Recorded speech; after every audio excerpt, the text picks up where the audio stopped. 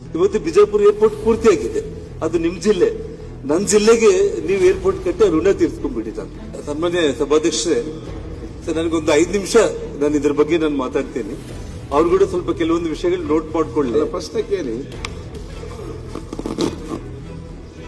ಬಳ್ಳಾರಿಯಲ್ಲಿ 2010 900 ಎಕರೆ ಜಮೀನನ್ನ ವಿಮಾನ ನಿಲ್ದಾಣ ಮಾಡಬೇಕಂತ ಸರ್ಕಾರದ ಕಡೆಯಿಂದ 124 ಕೋಟಿ ಹಣ ಕೊಟ್ಟು ಲ್ಯಾಂಡ್ ಅಕ್ವಿಸಿಷನ್ ಆಗಿದೆ.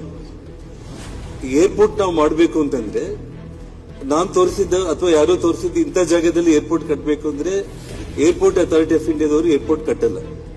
ನನಗೆ ಪ್ರಯಾರಿಟಿ ಇದ್ದಿದ್ದು, ನನಗೆ ಪ್ರಾಣಕ್ಕೆ ಪ್ರಾಣ ಅಂತಂದ್ರೆ ಹಂಪಿ ಮತ್ತು ಬಳ್ಳಾರಿ 55-60 ಕಿಲೋಮೀಟರ್ಸ್ ಆಗುತ್ತೆ.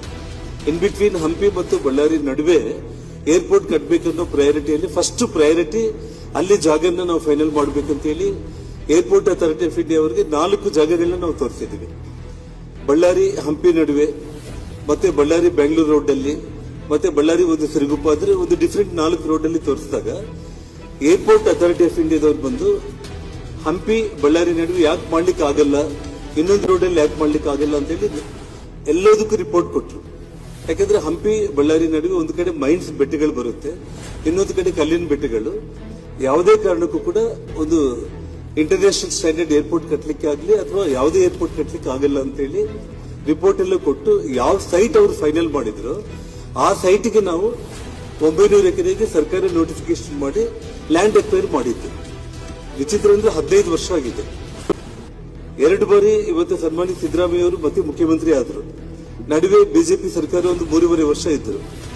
ಫಸ್ಟ್ ಪ್ರೈವೇಟ್ ವ್ಯಕ್ತಿಗಳು ಕೊಟ್ಟಿದ್ದಾರೆ, ಮಾರ್ಕ್ ಕಂಪನಿ ಅಂತ ಹೇಳಿ. ಅವರು ಬಹಳ ತೊಂದರೆಯಲ್ಲಿ ಬಿದ್ದುಬಿಟ್ಟು ಅವ್ರು ಏರ್ಪೋರ್ಟ್ ಕಟ್ಟಲಿಕ್ಕೆ ಆಗ್ಲಿಲ್ಲ. ಲಾಸ್ಟ್ ಟೈಮ್ ನಮ್ಮ ಬೊಮ್ಮಾಯಿ ಗವರ್ಮೆಂಟ್ ಅವರು ಇರೋ ಸಂದರ್ಭದಲ್ಲಿ ಮಾರ್ಕ್ ಕಂಪನಿ ಕ್ಯಾನ್ಸಲ್ ಮಾಡಿ ಕರ್ನಾಟಕ ಸರ್ಕಾರನೇ ಏರ್ಪೋರ್ಟ್ ಕಟ್ಟಬೇಕಂತ ಹೇಳಿ ತೀರ್ಮಾನ ಮಾಡಿದ್ದಾರೆ. ಮಾಡಿದ ನಂತರ ಅದು ಕೂಡ ಕೊನೆ ಗಳಿಗೆಯಲ್ಲಿ ಸರ್ಕಾರ ಇನ್ನೇನು 3-4 ತಿಂಗಳು ಇರೋ ಸಮಯದಲ್ಲಿ ಆ ಪ್ರೈವೇಟ್ ಕಂಪನಿ ಕ್ಯಾನ್ಸಲ್ ಮಾಡಿ ಸರ್ಕಾರನೇ ಕಟ್ಟಬೇಕಂತ ತೀರ್ಮಾನ ಮಾಡಿದ್ರು ಅಧ್ಯಕ್ಷರೇ. ಹೊಸ ಸರ್ಕಾರ ಬಂತು, 3 ವರ್ಷ ಆಗಿದೆ. ಇದುವರೆಗೂ ಕೂಡ ಪ್ರತಿ ಬಾರಿ ನಾನು ಪ್ರಶ್ನೆ ಕೇಳ್ತಾ ಇದ್ದೀನಿ, ಸಚಿವರು ಮಾಡ್ತೀವಿ ಅಂತ ಹೇಳ್ತಾ ಇದ್ದಾರೆ. ನಾನು ಒಂದೇ ಅವ್ರಿಗೆ ಮನವಿ ಮಾಡ್ತಾ ಇರೋದು, ಅವ್ರ ಮನಸ್ಸಲ್ಲಿ ಏನಿದೆ ಅಂತಂದ್ರೆ, ನಾನು ಪತ್ರಿಕೆ ಹೇಳಿಕೆಗಳನ್ನ ನಾನು ನೋಡ್ತಾ ಇದ್ದೆ. ವಿಜಯನಗರ ಮತ್ತು ಬಳ್ಳಾರಿ 2 ಜಿಲ್ಲೆಗಳಿಗೆ ಹೊಂದಿಕೊಳ್ಳುವಂತ ಒಂದು ಪ್ಲೇಸ್ ಅಲ್ಲಿ ಏರ್ಪೋರ್ಟ್ ಕಟ್ಟಬೇಕು ಅಂತ ಹೇಳಿ.